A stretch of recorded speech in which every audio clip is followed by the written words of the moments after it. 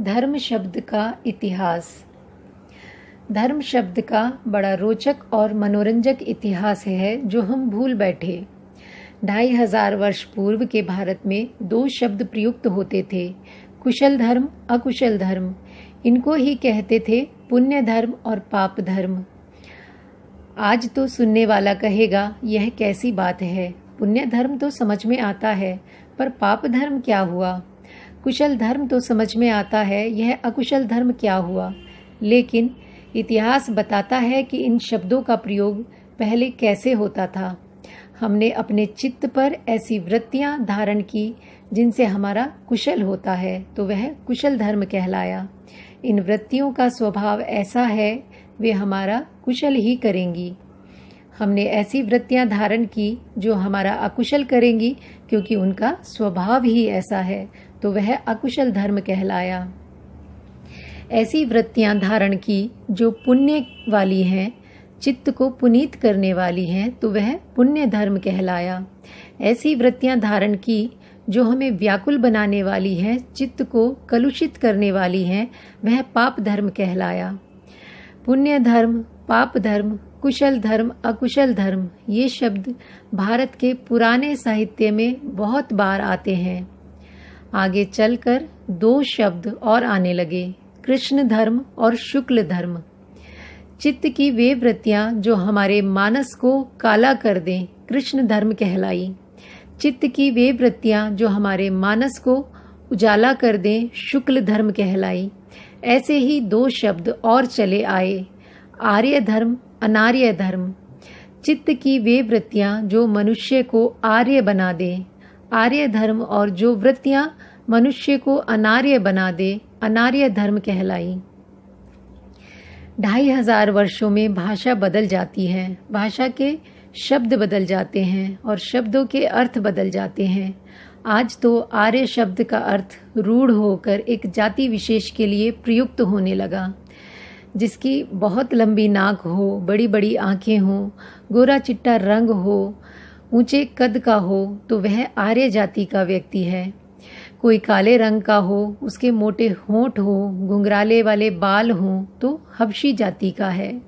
कोई पीले रंग का है, उसकी चुंधियाई आंखें हों, चपटी नाक हो, तो वह मंगोलियन जाति का है। इस प्रकार जाति विशेष के लिए आर्य शब्द का प्रयोग होने लगा।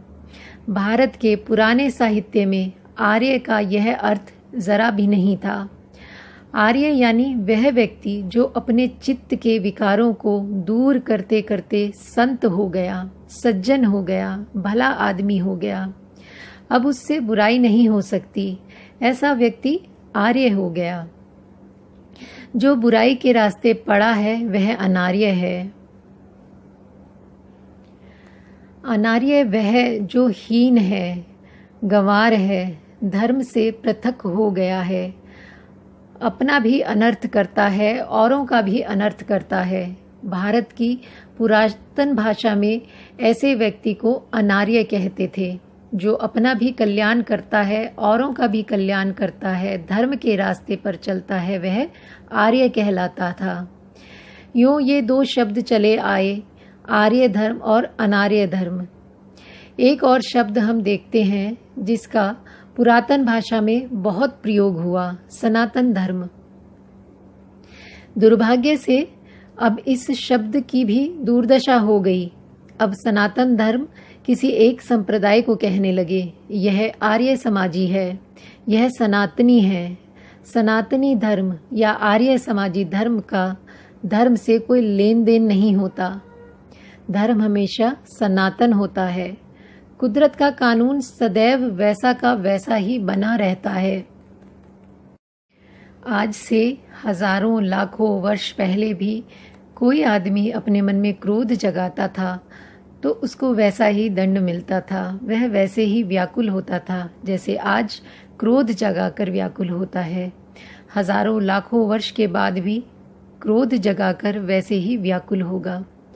आज के हजारों लाखों वर्ष पहले कोई व्यक्ति मैत्री, करुणा, सद्भावना जगाकर बड़ी सुख शांति अनुभव करता था, आज भी करता है, हजारों लाखों वर्ष बाद भी करेगा। ये नियम अटूट हैं। सदा रहने वाले हैं। संसार में सब कुछ बदलता है, लेकिन प्रकृति के नियम नहीं बदलते। इस अर्थ में कहा सनातन धर्म, एस धम्मो सनातनो, धर्म हमेशा सनातन होता है। समय बीतता गया तो कर्तव्य के अर्थ में भी धर्म का प्रयोग होना शुरू हो गया। चित्त को निर्मल रखना मेरा धर्म है, उसको सद्गुणों से भरना मेरा धर्म है, यह मेरा कर्तव्य है। अपने माता पिता की सेवा करना, उनकी देखभाल करना मेरा कर्तव्य है, यह मेरा धर्म है। समाज में जो दुखियारे हैं उनकी सेवा करना मेरा धर्म है, यह मेरा कर्तव्य है। धर्म शब्द का कर्तव्य के अर्थ में प्रयोग होने लगा, उचित अर्थ में प्रयोग होने लगा। समय बीतता गया, धीरे धीरे जिसे पाप धर्म कहते थे, कृष्ण धर्म कहते थे, अनार्य धर्म कहते थे, वह कहना बंद हो गया। अब जो जो अच्छी बातें हैं, जो जो कुशल हैं, वे ही धर्म कहलाए। शेष जो अकुशल हैं वे पाप कहलाए। इस प्रकार धर्म और पाप जैसे शब्दों का प्रयोग होना शुरू हो गया।